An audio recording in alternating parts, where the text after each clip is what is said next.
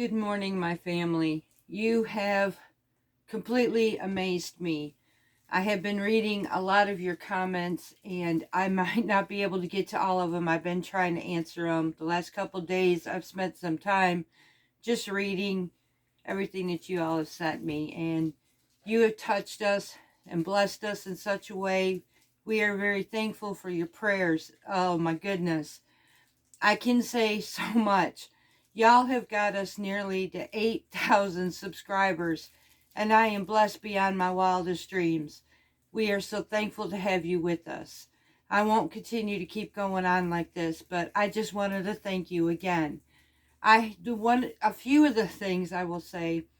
I am writing down some of your quests that you want to learn, and I can absolutely see why.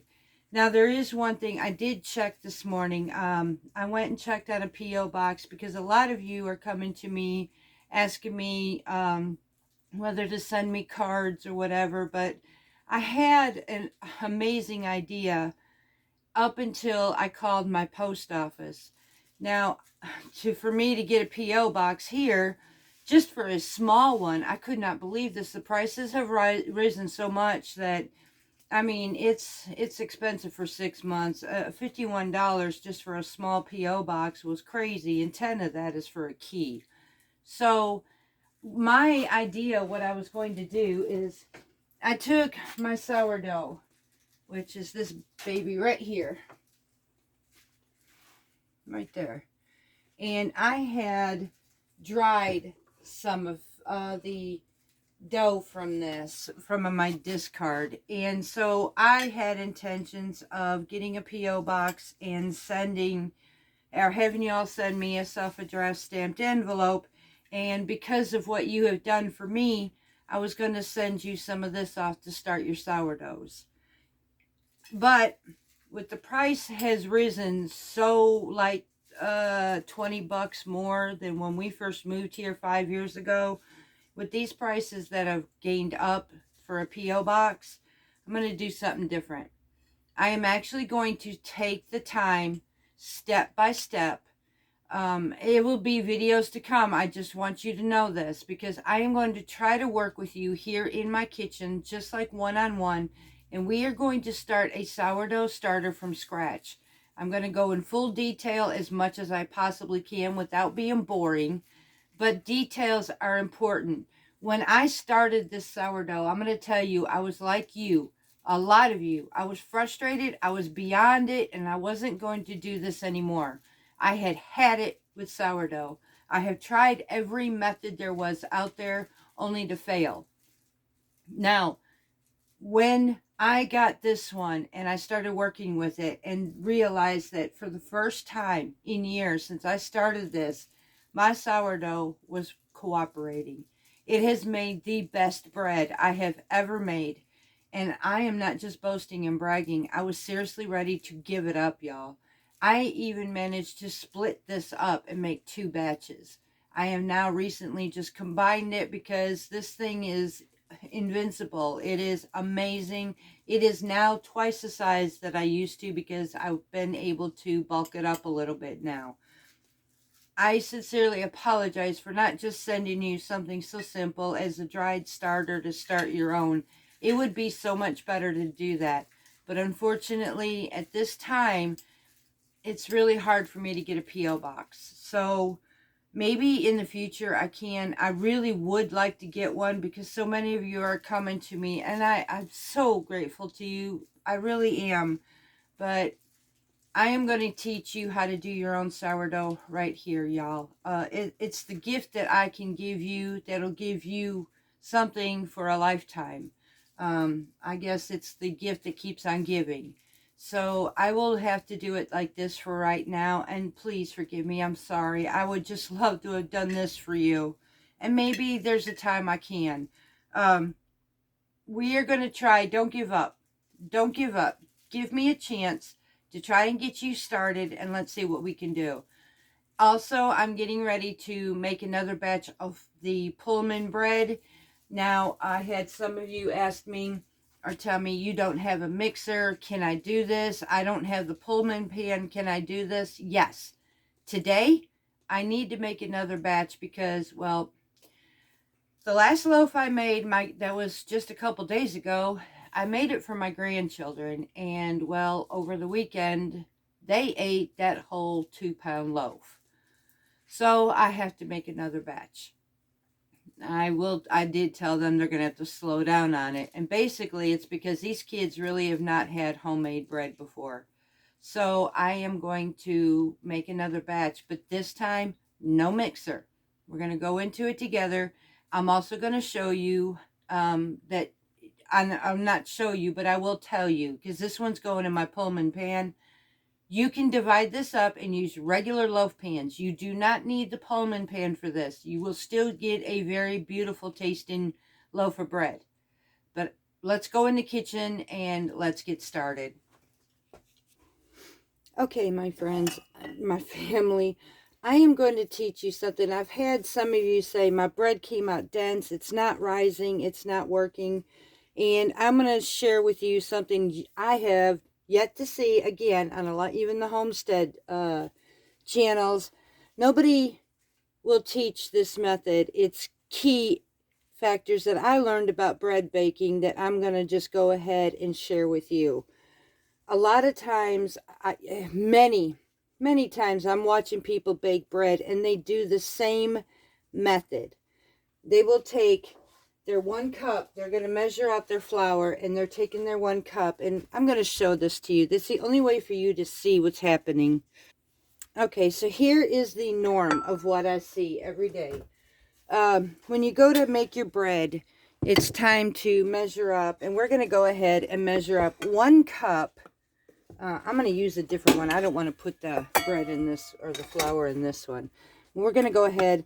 Now you got your container. We're just going to go ahead and scrape off 1 cup just like this. How many of us have learned how to do this, right?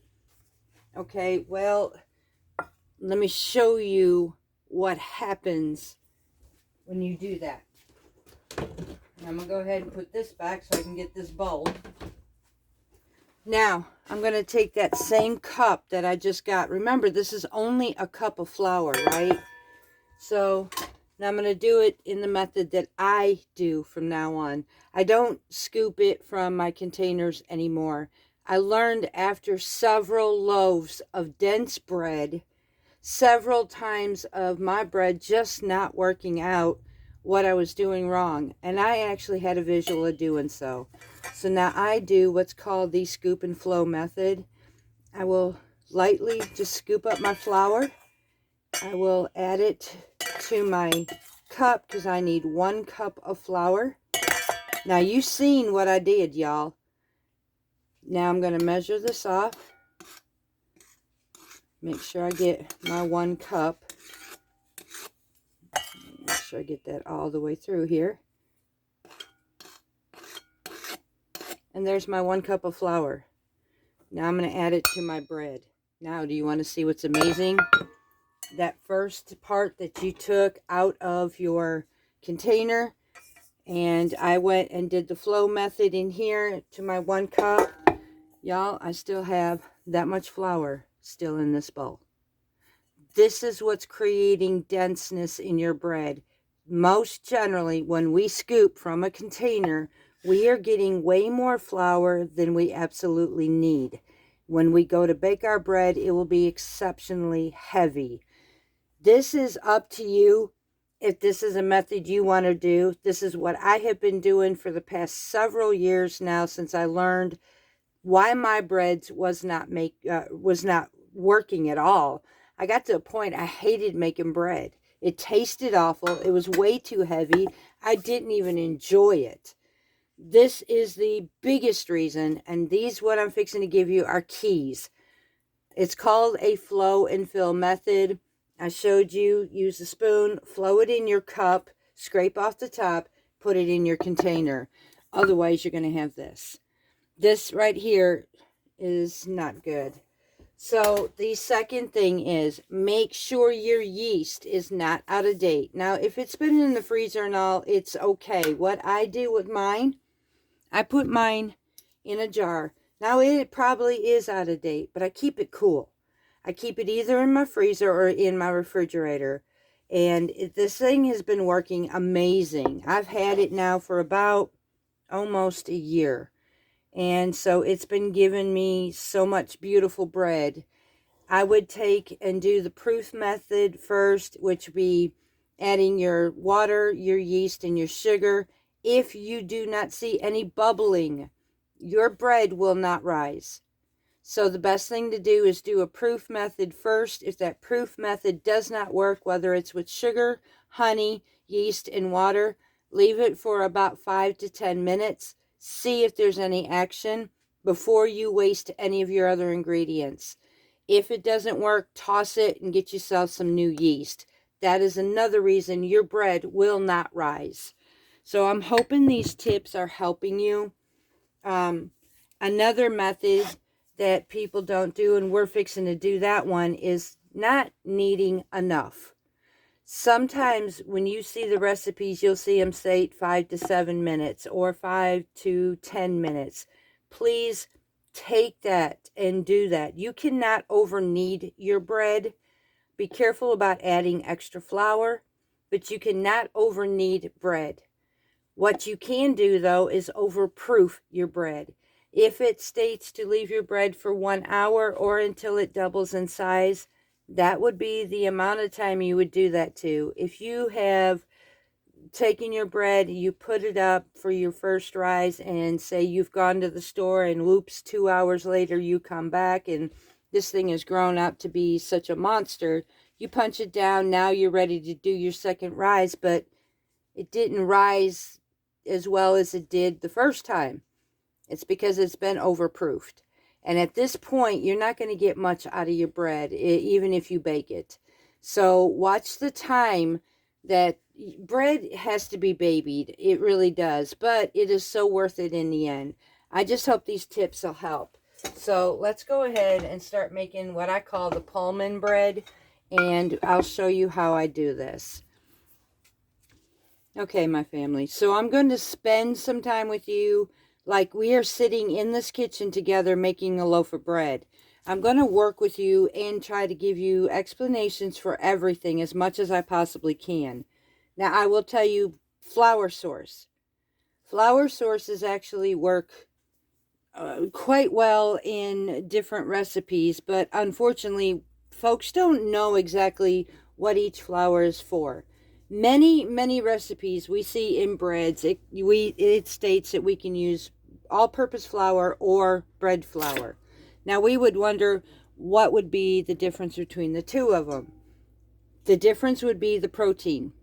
The protein content in bread flour is so much higher than it is in the regular all-purpose. All-purpose flour basically is great for baked goods like your cookies and your cakes and things like this. Although it can be used in breads, it just doesn't have the protein as a bread flour would. Your bread flour is used for your cinnamon rolls and your bread sources of many kinds. It makes for a nice fluffier loaf of bread. So you can choose what you're going to do. I'm actually going to use bread flour. I have been using nothing but bread flour in all of my bread sources. Now, when it comes to a bread source of like tortillas, all-purpose flour works great for that because it is a flat type of bread. Now, if you were going to use it for a pita, I would probably go with a bread flour. I'm hoping that I'm helping you here. So anything that you're going to use like tortillas or cookies or whatever, all-purpose flour is great. And although it is cheaper, I get it. If all you have is all-purpose flour, by all means, use it. There's nothing wrong with using it. Please just do the method that I told you, though, or showed you on scooping and leveling. Flow your flour into your cup so that you don't get too much, because too much of even all-purpose flour can be extremely dense. So either way it goes, you can do it. I just thought I'd educate a little bit what the difference between the two flours are and what it would do to your product. So what we're going to use is 1.5 cups of warm water. about 105 to 110 degrees is perfect for yeast. I am going to be using my instant yeast, and we need 2 teaspoons of this.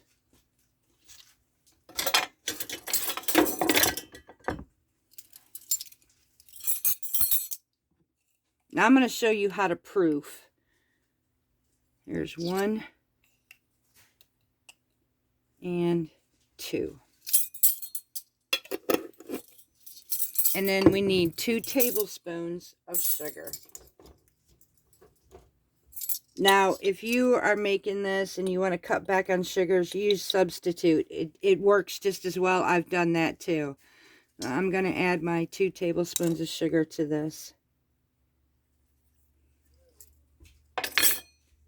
Now, if I wanted to proof this at this point, I'm going to take a wire or a whisk.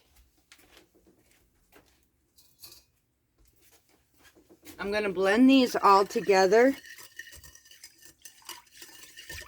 And I'm going to now let this sit for about 5 to 10 minutes. I don't necessarily have to proof this for this recipe, but I'm going to show you what proofing does. Let me see if I can bring this out more. I will give you a close-up of the proofing after it has reached that. Now, with this much water, it's not going to be as foamy, bubbly as most will. But I'm going to show you what this does. So, we're going to cover this up.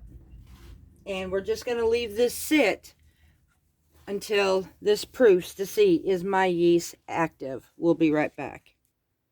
Okay, my family, so here's the example. Is my yeast active? You see this ring around here?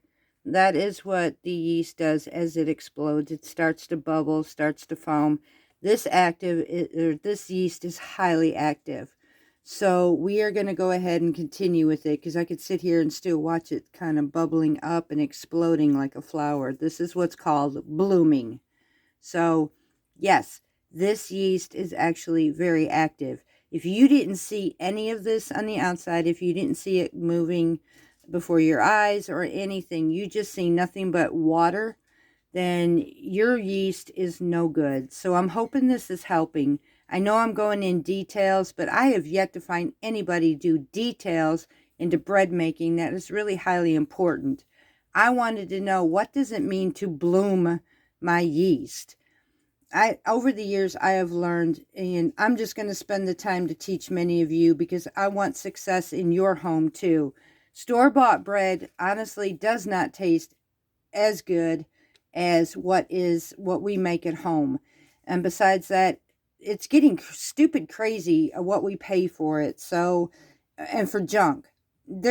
Here I don't have the preservatives, so I'll get off that tangent. We're just going to make some beautiful bread. Okay, so now that we have our proofing going on, we know that this is actually active. We're going to continue. This was our warm water, our instant dry yeast, and 2 tablespoons of sugar. This recipe is on a couple videos. I will link that to this description in this video on how I made this bread with the recipe. I am now going to add the rest of my dry ingredients. That would consist of pre-measured out 4 cups. Now, I'm going to make sure that I'm doing this right. I'm going to do that flow method with you to show you, because I did the flow method with this, and we'll see if there's anything left over. Maybe I packed it too much. So I'm going to do this flow method with you. First, I need to find my spoon that I was working with right here.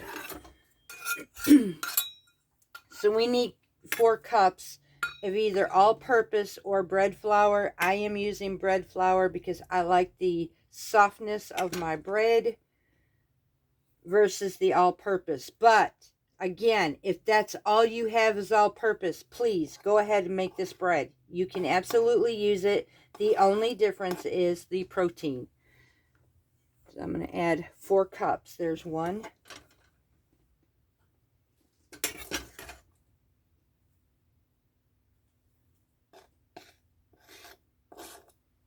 There's 2.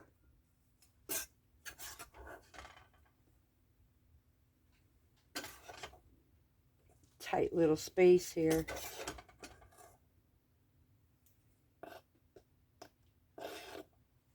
3.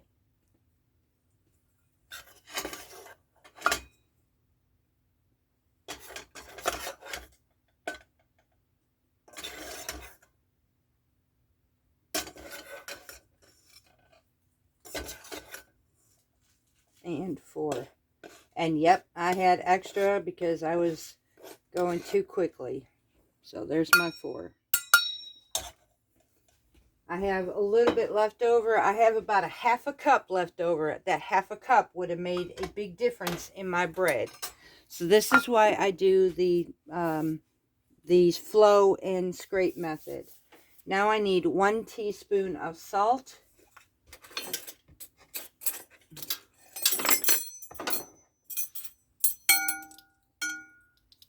Get these pulled apart.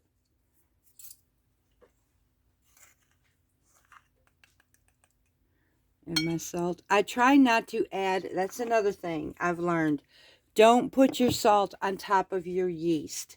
Somehow that salt will react on your yeast and make it deaden. Put your flour first and use your salt on top of that. Just don't let it get in contact with your yeast. I need 2 tablespoons of dry milk powder. This is where it puts moisture and beautiful fluffiness also into your bread. That's 1 and 2. I did that one just slightly over or under. And then you need 2 tablespoons of softened butter. Now again, we are not on this one going to be using a machine. We're just going to use our spatulas or whatever you have and our hands.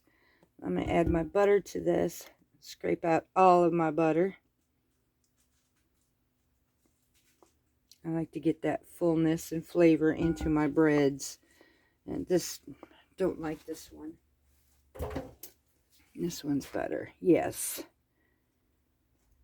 Some of my spatulas, they say, were really good for this or that, and they weren't. Okay. Sorry, y'all. I just like to get all of my goodness into my flavorings, or my flavors into my breads. Okay, so now you're going to use whatever you're going to use right now. We're just going to mix this together until it comes together.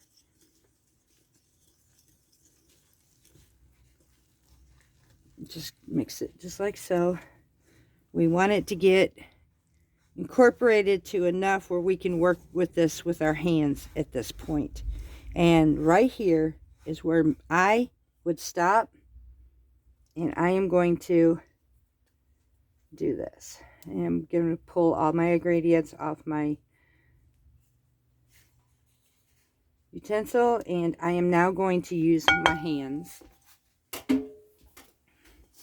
scraping my sides, making sure I get all of my flour so I can incorporate it in here.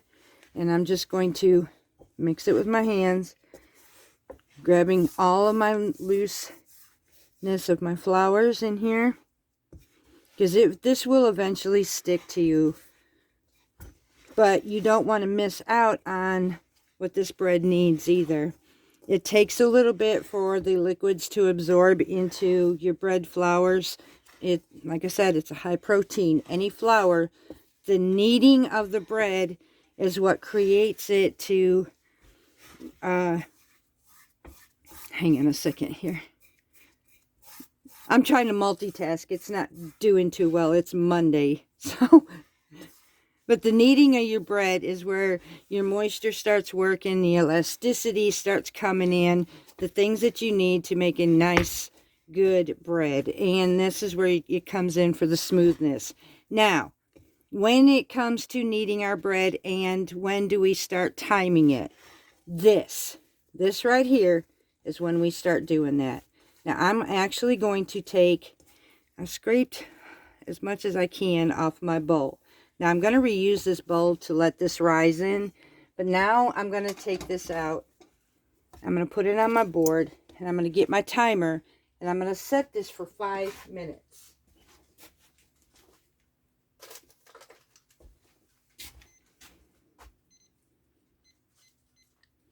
Now, I am setting this for 10 minutes, or 5 minutes actually, because I'm going to work with this. Now, if your dough needs just a little, do a light dusting on your board. Do not, try not to add any more than you need to, because you will end up with, again, that dense bread. You're taking the palm of your hand, like I showed you here, and you're going to rock it. That's all you're going to do, is just rock it. You're not going to smash it to your board. Now you see this is like a shaggy board or bread mix right now. So in 5 minutes, me continuing doing this, because it is sticking some, we will be right back, and I will show you the difference after 5 minutes of kneading your bread just like this. Again, I am not using a machine. You don't have to. So we will be right back. Okay, y'all, we have about 30 something seconds left. So I wanted to show you how easy. You're just gonna, like I said, you're just rocking this. You're not putting too much, a lot of pressure into it. You're letting it roll in the palm of your hand. And this is just kneading your bread. Taking one hand, fold up your corners, knead it, just like so. Or if you can't coordinate it, because it took me a while to do that, I just did this. Roll it up like that and just rocked it into my palm. Now it has been 5 minutes, and that shaggy dough that you've seen turned into this beautiful smooth ball. Now I'm just going to take my ends, and I'm going to pop that through like that, turn my timer off. And so now at this point, I'm going to lightly grease my bowl. This has got beautiful elasticity. So I'm using olive oil in mine. I'm just going to, about a tablespoon or so in here. You don't need a whole lot. Just going to go around my entire bowl here. Set it in this bowl, and we're going to give it an hour to rise. And then we will come back and form it. Pet this little baby. Coat it really good. Flip it over.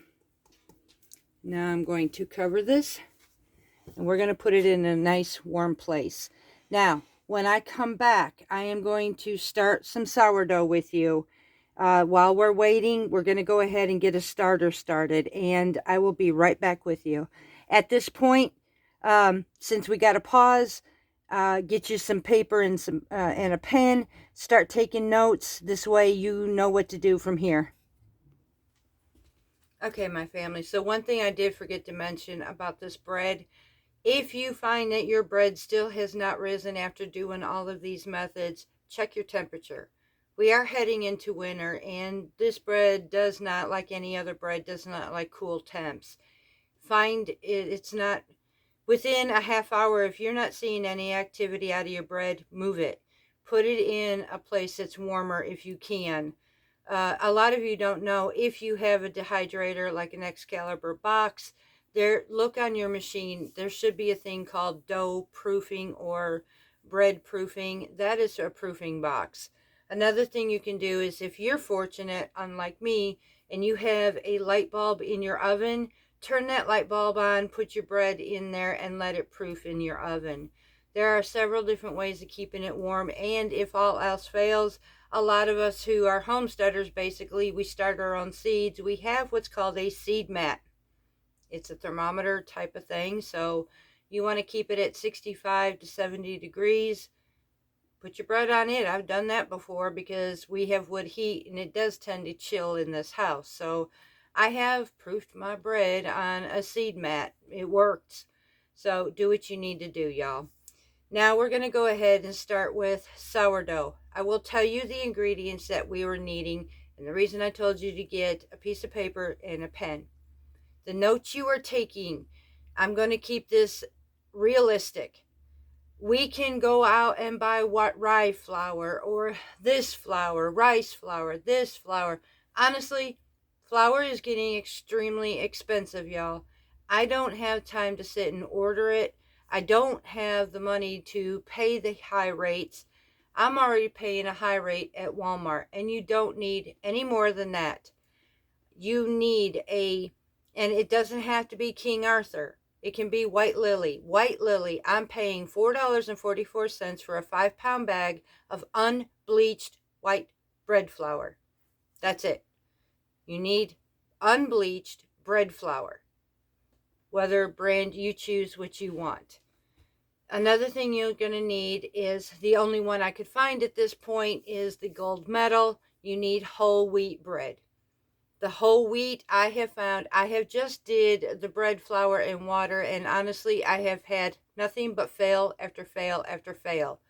When I started incorporating it with whole wheat, my sourdough starter became amazing, absolutely amazing.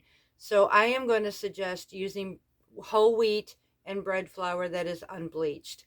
You're also going to need just regular, nothing fancy, cheap thing of bottled water.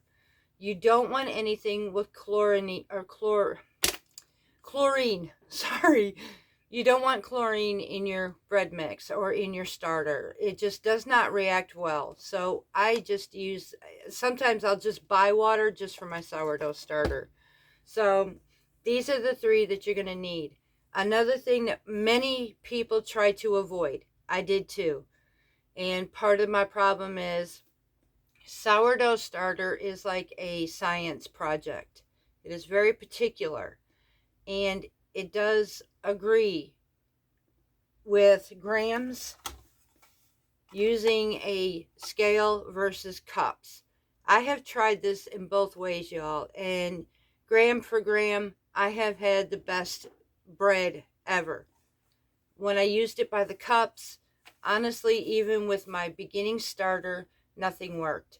We can do the all-American way, but everybody has a way. Lord have mercy, everybody has a way. And now I'm blending in with all these ways. I'm teaching you what worked for me. I don't use the cup methods. They don't work for me, but I will use a scale. You can get a scale at Walmart. You can get one on Amazon. You do not need the fanciest scales. You just need one that will turn around and give you grams. If anything else, you need grams, because sourdough starter deals with a lot of gram weight. And that's what I'm going to show you today.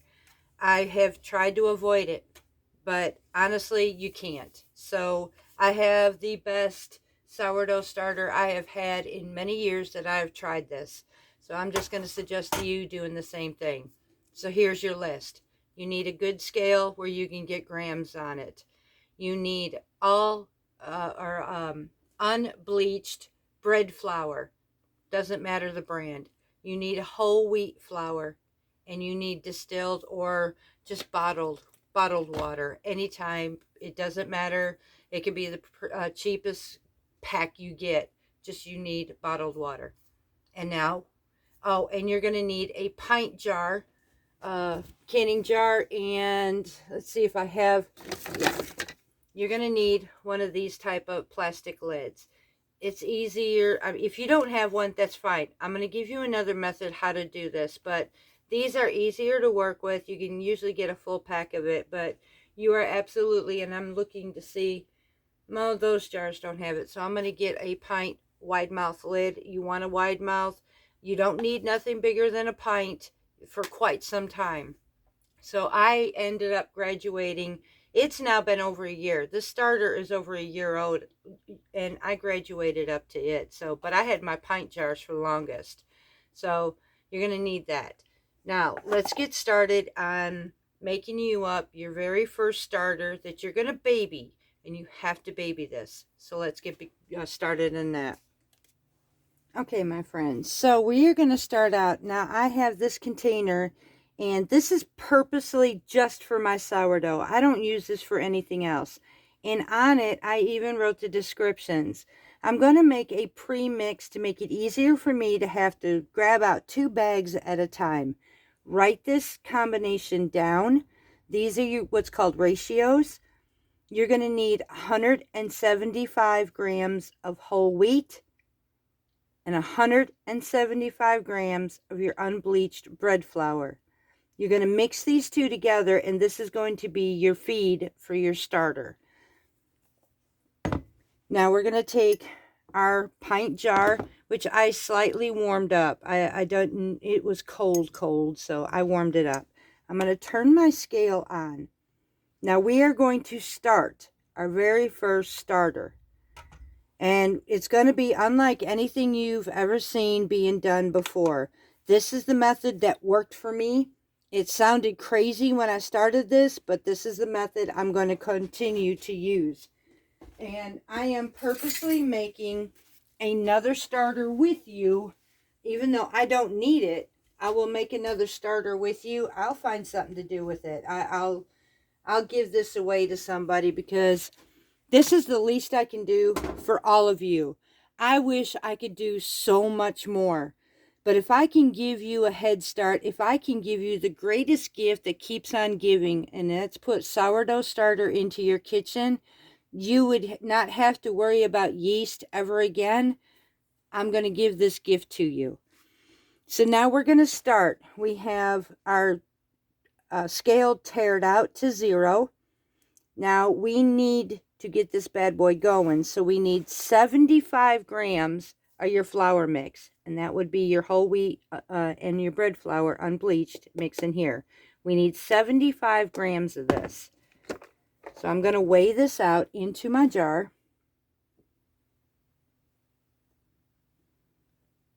Until we have 75 grams.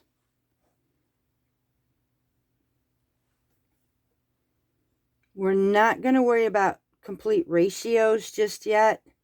We're just going to get this thing started.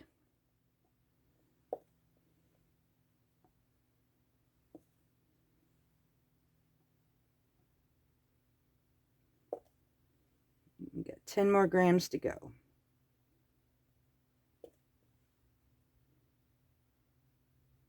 And there we go. We have 75 grams of starter. Well, our flour mix. Now we are going to add 75 grams of unchlorinated water, or bottled water. So I'm going to tear this out to 0.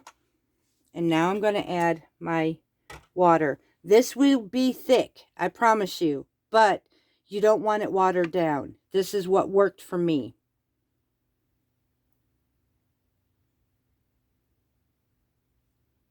Measure this out to 75. Now when it starts getting there, close to that gram that we're needing, slow it down a little bit, because it will get away from you.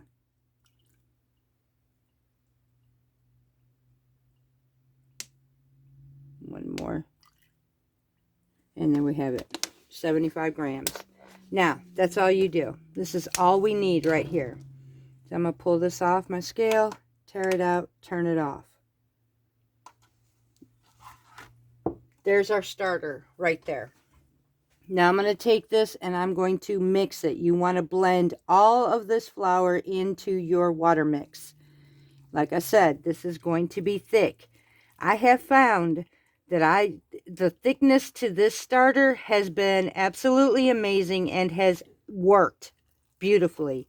But you do need to get all of that flour incorporated. So you want to just go around, scrape that bottom into your mix, and make sure you get it all.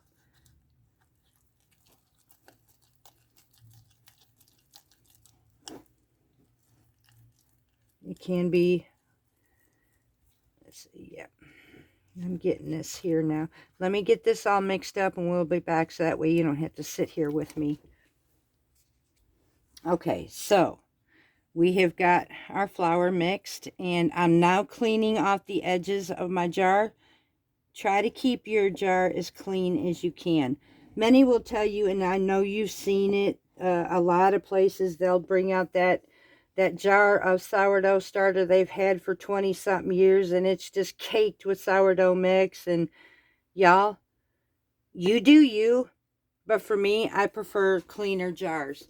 The reason for that is it keeps me having the risk of getting my starter getting spoiled. It is very hard to kill a starter. It really is.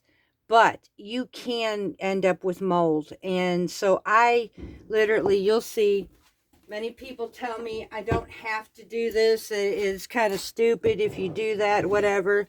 You see, I keep my jars clean, and I do this, and it's kept my sourdough happy.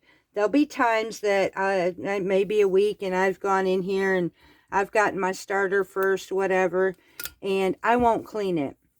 But eventually I will. I just like a clean jar to keep me from having any risk of ruining this beautiful starter. Can you see the bubbles in here? This is a happy starter who's growing. I had fed it this morning.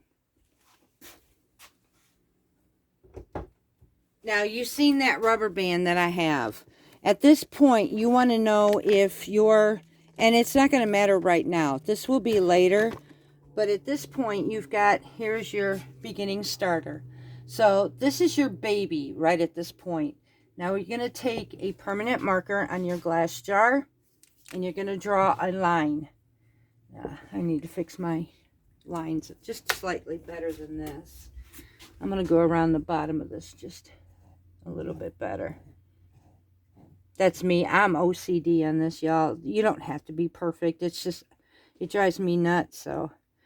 Also, you want to make sure don't use anything metal. Please don't use metal in your sourdough. I don't care if it's a spoon. You want to use glass, plastic, or silicone spatulas. Glass jars or plastic jars. Just don't use metal because metal reacts badly to sourdough starters. Now I'm going to take and I'm going to put a mark where this level on my sourdough is. Another thing is you can use, which I use a lot, just put a rubber band around your jar. Just like so. Make sure it's flat all the way against your jar. And that's it. Now the lid that I told you, you can use, like I have a tea towel with a rubber band over the top of this, but I'm finding that I like this method a lot easier. It's simplified. I don't have to worry about it drying out and everything else. I will take this lid, seal it all the way on it, and then backtrack it one turn. You want it loose. This will prevent it from exploding the top off as the gases build up in your sourdough. It keeps your lid, it keeps your sourdough starter safe from all debris on the outside in the environment. It has worked absolutely amazing. So this is what I like. Just like I said, all the way, one turn back, just enough to be loose. Now, this is where the part you're going to look at me and go, what? You are not going to touch this for 3 days. Matter of fact, you're going to get a dark towel material, whatever. You're going to put this, just like so, in a cool, dark room for 3 days. That pantry room that I had shown you during our tour, this is where mine's going. You wanted a cool room, not refrigeration, but a good cool room, because we're not looking to rise this for 3 days. What we're building is the fermentation, the starter, what starts your sourdough rising and falling. So for 3 days, we are going to build up the bacteria, the good bacteria that we need. Because right now we have nothing. We have nothing but flour and water. We have no bacterial buildup, nothing. We don't want this to rise and fall. We need it to build up its bacteria so that we can have that rise and fall later. So at this point, we're going to stop on the sourdough. And we're going to go put this up. And I will be right back with you. Okay, so I'm sure at this point you paused this video and you went and put your baby up for 3 days. That's exactly what I just did. So for 3 days we're going to wait. We're going to build up that good bacteria within our sourdough starter. After the 3rd day, or on the 3rd day, every day you can check it. See if there's any activity of bubbling going on or anything like this. But you want to do this for 3 days. After you check it, put it back in the pantry, you're going to smell it. And more than likely, you're not going to get too much activity till maybe about the 2nd and on the third day. If still you have no activity, let it sit for another day. It's not going to hurt it. Now we may end up forming what's called hooch, and that will be a dark liquid on the top. Don't panic. Hooch is natural in sourdough. What that means is your sourdough's talking to you and saying, hey, I'm hungry. That's when we're going to start doing ratio and feeding regularly. Right now, we're just going to leave it for 3 days. When I make my videos with you, I am going to be checking the baby that I started with you, and I'm going to be incorporating that into my videos, whether we do a cooking segment, coffee time, whatever. We're going to be bringing that baby out, and I'm going to work with you every day this week. We're going to give this an entire week to make you up your very first sourdough starter for many of you who really want to try it, who's been frustrated, who felt like you failed. And I'm going to tell you, 95% of the time you probably didn't fail. You probably just got too impatient with it. You didn't give it enough time. Maybe it was the fact is timing was off, maybe just the ratio, because I'm going to tell you, it really takes a lot to kill this starter. I have accidentally forgot to feed my starter for at least 2 days on my counter. I have left it in my refrigerator for 2 weeks without feeding it, and I've had to pour the hooch off of it. So it's really hard to kill, y'all. Most of the time you probably dumped something that you could still work with. Now, as we go along, please keep up with me. In the comments, let me know how your baby is doing. If there's something we need to proof or something we need to fix, let's try to fix that. Let's not ruin this. Let's work on this together, but I want this on your counter. So we're going to have to communicate with each other to make you have this beautiful starter, something you will want forever. So I'm hoping that I'm going to be able to help you with this. If you have any questions, please feel free to answer me. I get notifications. Sometimes it gets overwhelming and the notifications slip through, but I do get to your replies. So I will get back to you as soon as possible. I will pay very close attention to this week's videos that I make so I can keep up with you and your new baby that's going on your counter so that we can all make bread together. Once we get your starter, I'm going to show you so much more details to be able to make your very first. We'll start you with a very simple artesian bread. It's one of the easiest type you can have before we get into the much fancier. I have made a sourdough sandwich bread. I can start you on that, but first of all, let's get you to that first artesian, and then we'll advance to the next one. Right now, we need to get you to have a starter in the first place. So I am waiting on this bread, the Pullman bread, to rise, and once it's finished rising, we will come back and finish this video with that. Okay, my family, so our bread has now doubled in size. Again, check, make your indentation. This is how you know if you've got enough time or if you still need more. If your indentation, if you lightly hit it, stays inside and does not reflect back, it is now at the point where it has done its first rise. Now I'm going to punch this down. Now here at this point is where those of you who do not have this Pullman pan, from here you just cut this in half. After you cut this in half, you will roll it up, and I'm going to show you how to roll this up. Now, mind you, you're going to be doing this in 2 sections to go in your bread pan for your size. I'm going to do this with my Pullman. So, you'll take your dough. You're going to stretch it out here. Just like this, just to size it up to your pan. Now you can go either way. I like the long way, or the short way. It worked out just as well on my other loaf. I did both ways. They perfectly did fine. So you can go this way with it, or you can start from the end and work down this way. Both of them did absolutely great. So I'm going to go back doing the short ends with mine. But you're just going to square this off. Then you're just going to take and you're going to roll this up. Make sure you tuck it in as you're rolling. You want it kind of tight. And remember, if you're using this for loaf pans, just go ahead and do this twice, because this will make 2 loaves of bread. I'm just going to roll all this up in here. Bring this over here and then finish rolling it. Once I reach the ends, just like you did in the other, this is basically now finishing off just like my other video on how to make this bread. It's the same aspect. Fold that over, tuck these ends in, bring it there, bring it over, pinch my ends, and then I'm going to stick this in my pan. Form it over here to go up inside. And that's it. Now I'm ready for my second rise. Now for you, you can choose to pat this down in this pan, in your pans if you want to. You don't necessarily have to.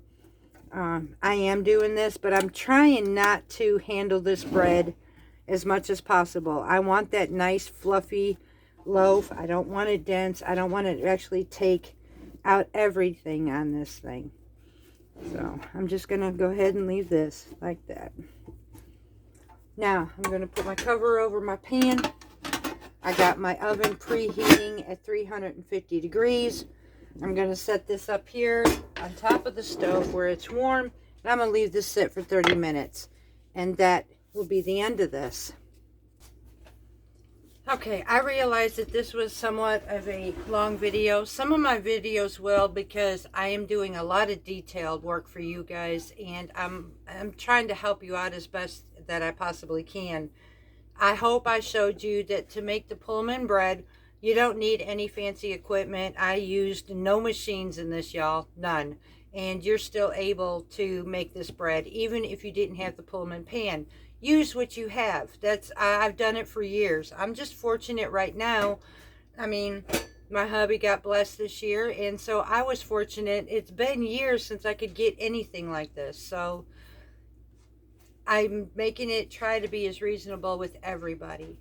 The thing with the sourdough starter, I'm hoping many of you, we have currently 7,800 subscribers. Love you all so much for that. With that, one little jar, like I showed you, of my sourdough starter would never feed that many families. Here, I can. I can go so much further with just showing you how to do your own. I hope you like this gift. I hope it works for you. If it didn't, let's work it out. Please don't toss it. Unless there is something very bad wrong with it, we will work with this together. I want to see every home that wants a sourdough starter on their counter to have one. I am willing to take that time. I'm not charging anybody for this. This is my gift to you, my time spent with you in this kitchen. We're making bread together. We're making starters together. We're saving money with just simple ingredients.